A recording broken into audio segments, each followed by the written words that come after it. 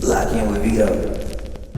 Okay, we live in the crib vibing with Veto. Make sure you like, subscribe, and comment on the YouTube at Vibing with Veto. Also follow us on the Instagram at Vibing with Veto. You already know the slogan. We vibrating higher and we chasing purpose over popularity. I got somebody in the building, man, that, bro, we actually came up together. You know what I'm saying? It was good to see you rock out the other day. You know what I'm saying? At the Comedy Theater too as well. Came all the way back from Las Vegas to Atlanta, back home to Atlanta. Yeah. Well, you're not from Atlanta, but back home. Back home. In a sense. Tell the people who you are. When you say I'm not from Atlanta, but I feel like Atlanta's birthed me. Yeah, in terms of that's what I'm saying. That's what I'm saying. So you're not born like you're like me. I wasn't born here, but I was raised here. So that's why I say come back home. It's still home. It's still home, what I'm man. Tell the people who you are. It's your boy Benny Pitts, aka Lil Nasty, aka Lil Daddy. That's what they call you now. Aka father to the unborn child. Okay, nah, for sure. Damn, that's crazy, bro. So you went all the way out to Las Vegas and got a new name and shit. Talking about Lil Daddy and shit. Like, what the fuck you got going on out there, bro? like, nah, I'm just Benny, man. Shoot, man. It was just I'm happy to be home, to get back. I love. I come to Atlanta like 2-3 times a year, right? So I can just get grounded, feel the city, feel going back to my roots. If you have to say it in a nutshell. So yeah, facts. What's the difference between being here and being in like Las Vegas? Like, do you see certain similarities, or do you know what I'm saying? Or let me ask you this. Because when you went out to Las Vegas, I feel like your career just went like, it went even further. Okay, you know what I'm saying? That's looking from hindsight. So just kind of take us back on, you know what I'm saying, how you started being a comedian, and then what led you here, and then what led you now to Las Vegas. Okay. When you say hindsight 2020, I started in Atlanta. I started 2014 in Atlanta. So I'm going on like 12th year of doing comedy. I remember I had a childhood friend. He died on a motorcycle accident. His name was DJ Live. He was a DJ. And he always used to get on me because I'm a crazy procrastinator. And he was like, Benny, you got all the talent in the world. You need to just chase that shit. And when he died on a motorcycle accident, rest in peace to DJ Live, rest in peace. It showed me just life. And I remember the first open mic I ever went to, it was at Cat's Cafe. Okay. And, you know, in the who's who, every big comedian, you know, the Carlos Millers, Ronnie Jordan, Clayton English, all them cats was just kind of like getting on Wild 'N Out, getting their start. And I bombed. I died on stage. Damn. But even as bombing on stage, I was like, this is for me. Because I always been the class clown. I always been the funny dude. Yeah. I'm that cousin. I'm my cousin's favorite cousin because I was just to the cookouts and everything. I just made people laugh. And that was just the start of my journey right there. I always wanted to do, I wanted to be like a TV personality and radio. And then I remember doing a play. Shout out to Dr. Gayron. He put me on this play. We went to South Carolina. I think this was 2012.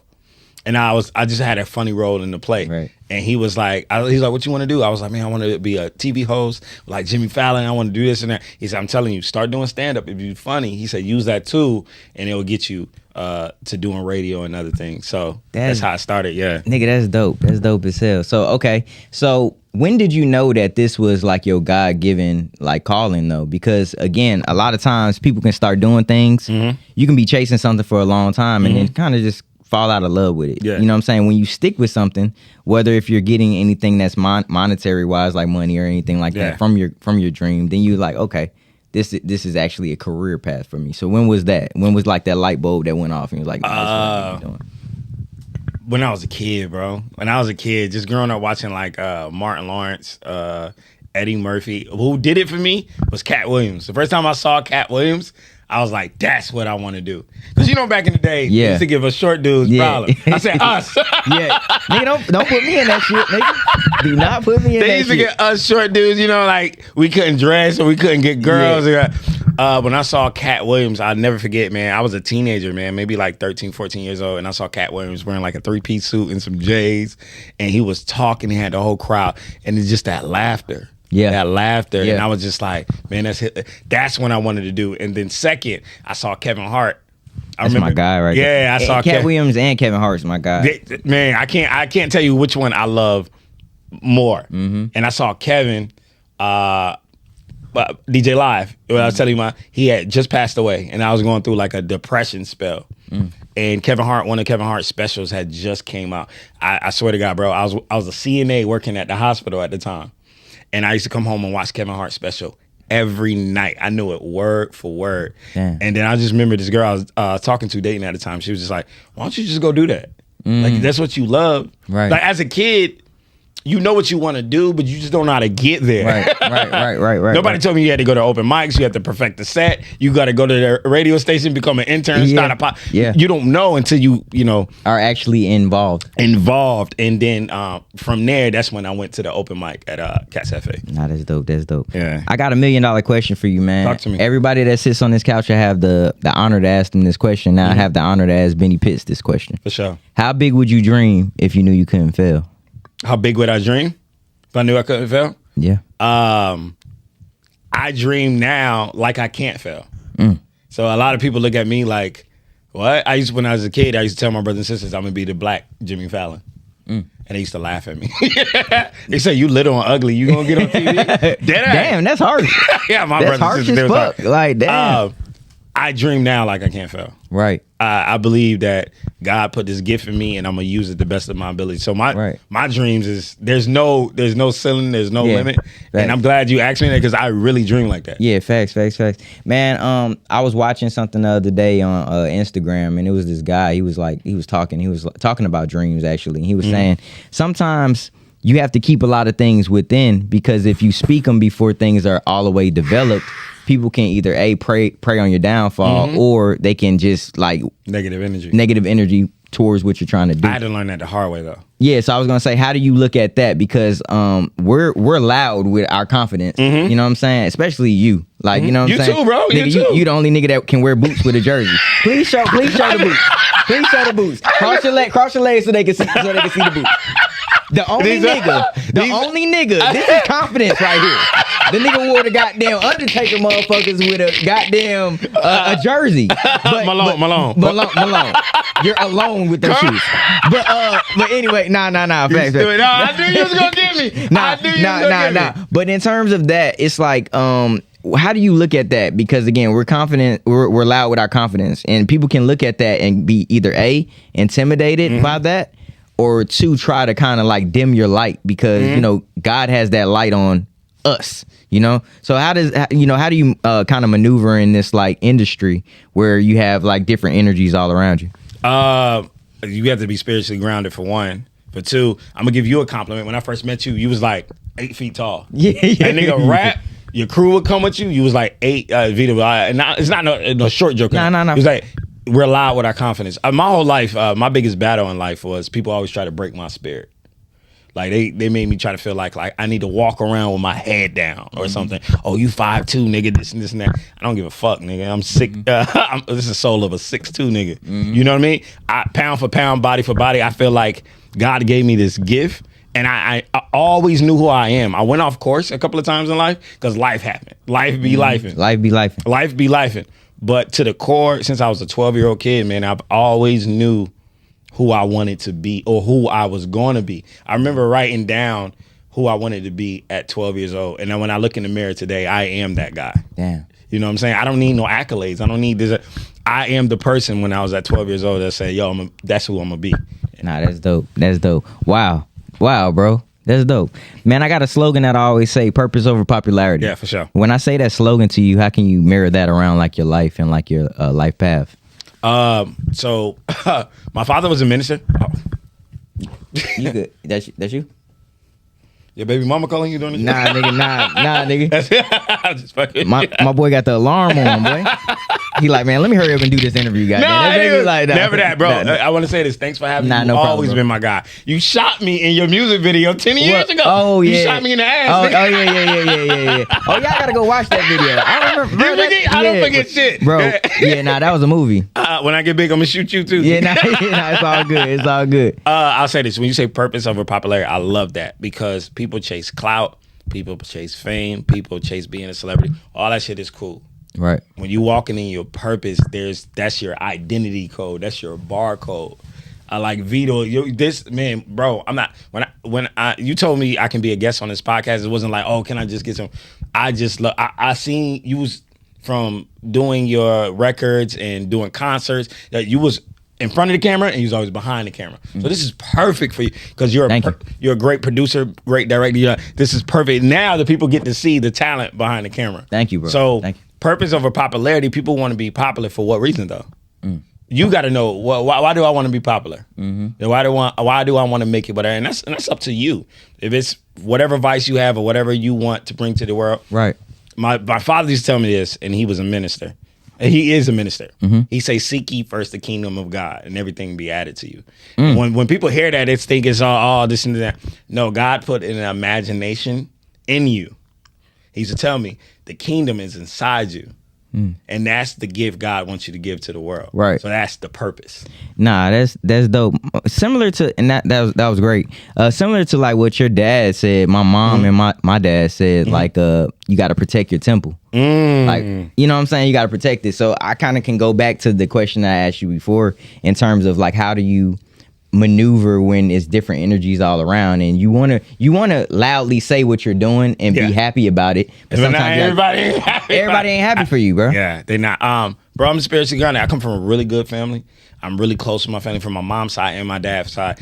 I come from a just like any other families, we have our problems. Yeah. Don't get it twisted. I got some cousins. I got some cousins from Bankhead. Right. You're like, damn, who bought this nigga to the cookout? Yeah, right. I come from a place where my family was really, I'm one out of 14 brothers and sisters. Wow. We ate dinner at the dinner table together. We prayed together. We stayed there.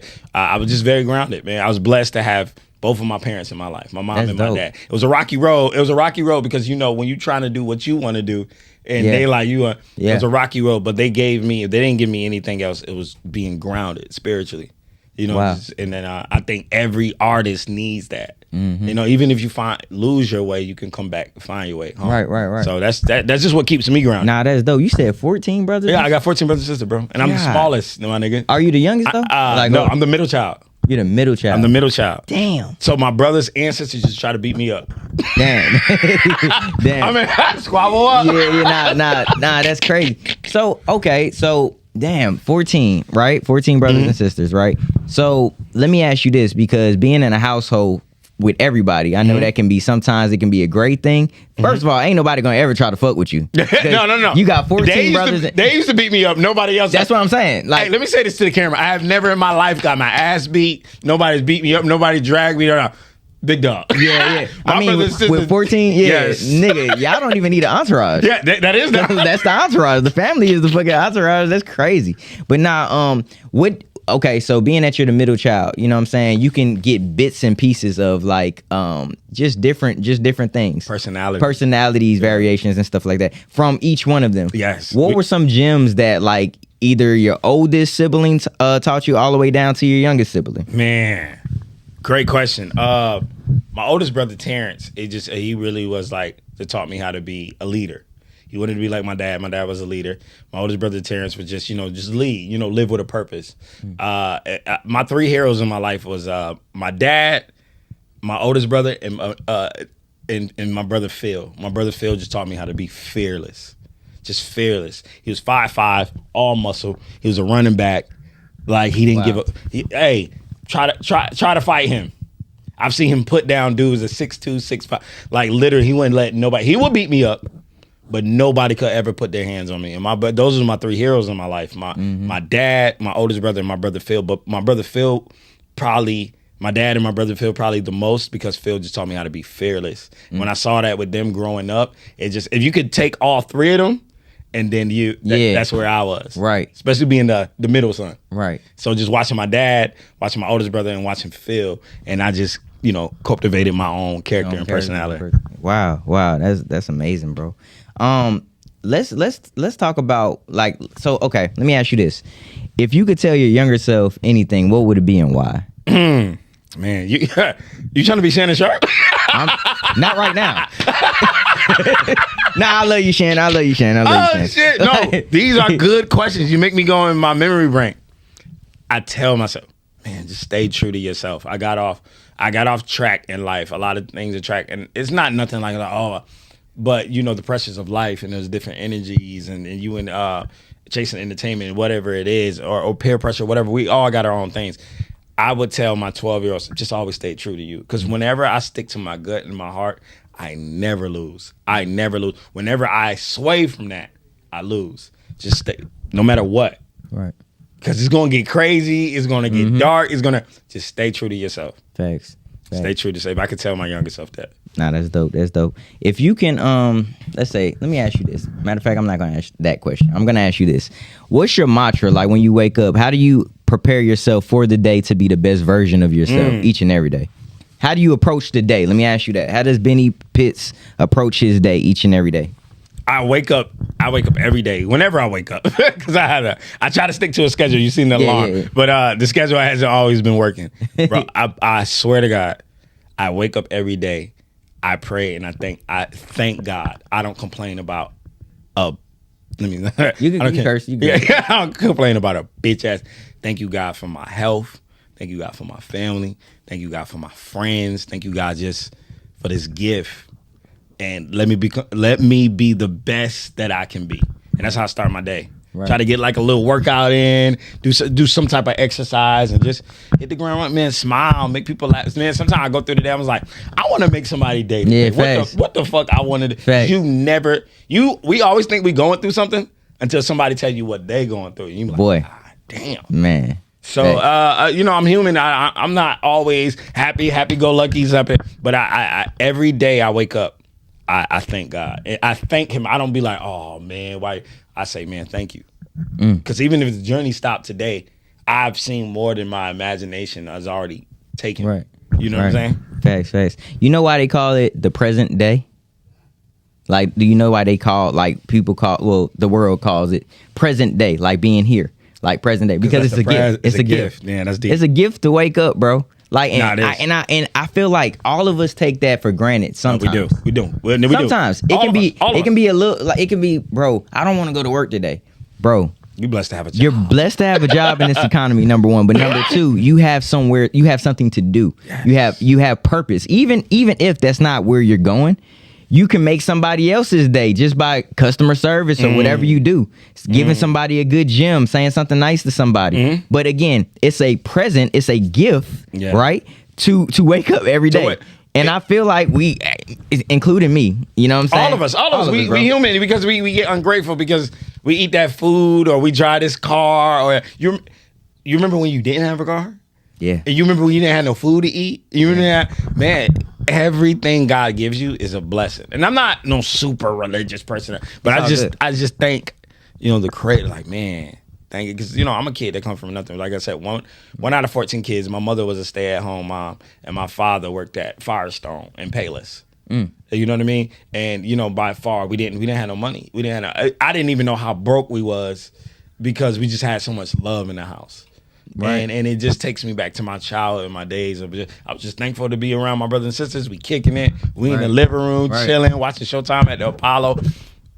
I try to tap into that. And then, when you say the mantra of just waking up every day, life is definitely a gift. That's dope, bro. For sure. Dope. Damn, bro. Damn, that's dope. Man, with the weight of the world, on your shoulders, success at the palm of your hands, how do you respond when adversity knocks at your door? Man, it gets crazy. I rolled me up. No, I'm just. Nah, you good. I mean, it's legal in Las Vegas. It's probably legal here too. No, they sell pre-rolls at the gas station. So it is legal. It is legal. Cool. Bro, I just take it day by day. I ask for grace and I just take it there. I don't got this shit figured out like nobody else. You know what I'm saying? I can sit here and try to say I'm a falafel. Everybody was just day by day. You know what I'm saying? I was just, it's time. It's like, I'm just trying to get through this day. Thanks. Just give me some grace, give me some strength to get it through. So, I just take it as it comes. You know what I'm saying? Thanks. The best way I know how. Facts. And that's faith. That's just faith. For sure. Before we get up out of here, I want to ask you a couple more questions, man. Sure. Dang, what are you most grateful for? Like, when it comes down to, your whole journey, everything, your life in totality as of right now, what are you most grateful for? That I stayed true to the gift, the kingdom that was in me. Facts. I stayed true to that. You know, a lot of people tell me now, "Oh, Benny, you this much old, you running around, you doing this, you acting like a little kid, you in there." This is the gift God gave me, man, and I'm using it to the best of my ability. And people can't see it the way they say. I'm grateful for I stayed Benny. Yeah, facts. I just stayed myself. Nah, that's dope. And I'm thank God, like alone, and it's a lot of distractions, a lot of things that can get you off track. But it's just like, man, I wake up and it's like, damn, right. I can see my soul when I look at myself in the mirror. Right. Man, if God were to bless you with a substantial amount of money, I don't even want to put a number on it. You know what I'm saying? What are the first things that you're doing? I mean, how much? Now, a substantial amount of money. Like you are going to be the dictator of that, how much it is. I'm just saying, if God were to bless you right now when you walk out of this door with a substantial amount of money, what's the first thing you're doing? I'm gonna be honest, bro. Like I just told you how close I am with my family. I'm doing something for my family. I'm doing something for my mom. Thanks. I'm doing something for my dad. I'm doing something for my family. You know what I'm saying? That's the first thing that comes to mind. My siblings, my brothers and sisters, my mom and dad. I'm just being honest, because I'm gonna get what I'm gonna get. Absolutely. I'm gonna get what I'm gonna get. But they never, you know, they wasn't blessed enough to walk the journey that I've walked and seen the things that I've seen, you know, to put a smile on my mom's face, on my dad's face, on my brothers and sisters that, you know, we really come from poverty. If I can do something and they be like, you know, you ever had that moment in your life, you're like, nigga, I can't believe this is facts. happening. That outer body experience, like, nigga, so I will try to bring that moment to them. That's dope. Bro. Hey, man, this segment of the show is Vibing with Veto. Shout outs, man. The floor is yours, bro. Oh, who do I want to shout out? Vibing with Veto, shout out. Oh, man. Shout out your boots. You shout out anybody. First of all, I want to shout out my boots. Right, bro. Okay, so my uncle got a farm in fucking LaGrange. I left my forces. I see. So I had to bring the Vegas boots. So that's good. I got some forces, but I left, and it's 2 hours away. I want to give a shout out to this. It's so many people I can give a shout out to, but I just want to start at this. But you know, the Most High for sure. For sure. Number two, my pops. My pops. Shout out to pops. Yeah, my pops is like, he's been my hero my whole life, man. And we had our bumps and bruises in our relationships, but what he instilled in me is priceless. So my pops, my mom, for just being loving, just being herself, always praying for me. My grandmother, which is my best friend. Grandma passed away 2 years ago. I'm sorry, bro. Don't be sorry. She lived an amazing life. Yo, her going away was such a celebration. I wish she could come back and die again so we could redo it. Right. Damn, that's dope, though. Man, it's dope that you can, and I didn't mean to cut you off with you good. Shout outs, but it's dope that you can actually have a smile on your face when you're talking about death. She had she had cancer, was it 4 stage? She was in stage 4 of cancer. And to see my grandma like struggling and trying to get up. My grandma's a very strong woman. She's 4'11", but she was like she was like a gangster, like a full. But I didn't want to see her suffer no more. And when she passed away, she had a peaceful death. We celebrated her life. We had a ball. All the family got to. The family is closer now than it's ever been. Me, all my cousins and stuff. So shout out to my grandma. She always instilled to me. She used to always tell me, "You're enough. You're not better than anybody, but nobody's better than you." You know what I mean? You're not better than anybody. Wow. But nobody's better than you. So shout out to my grandma and shout out to my everybody that ever supported me, all my friends and all my family. You know who you are. It's too many people but I have to give my last shout out to my brother Phil. And man, that's just I'm like the Temu version of him.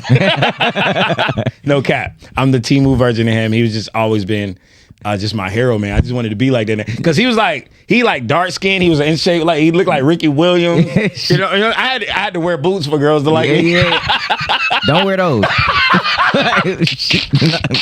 Boy, hey. My boy got the goddamn. Hey, you said when God give you a substantial amount of money, this how I'm gonna get it, nigga. Man, it's the boots, nigga. Man, facts. Nah, bro, thank you so much, bro, for coming to vibe with me. I'm so proud of you, bro. Thank you, bro. Nah, real shit, man. Thank you for coming to vibe with me, man. Sure. Real shit, because this was good. It was good to catch up. It was good to see you at the height, you know what I'm saying, with the light shining on you the other day. Man, for you know sure, what I'm bro. saying? And just, you know what I'm saying, you brought people out too. That was great. Thank you, bro. I wish I could have stayed longer, like I was saying, but sure. hopefully we can. You was fucking with the jacket? The jacket was actually nice. Nah, I ain't. They were better than the boot.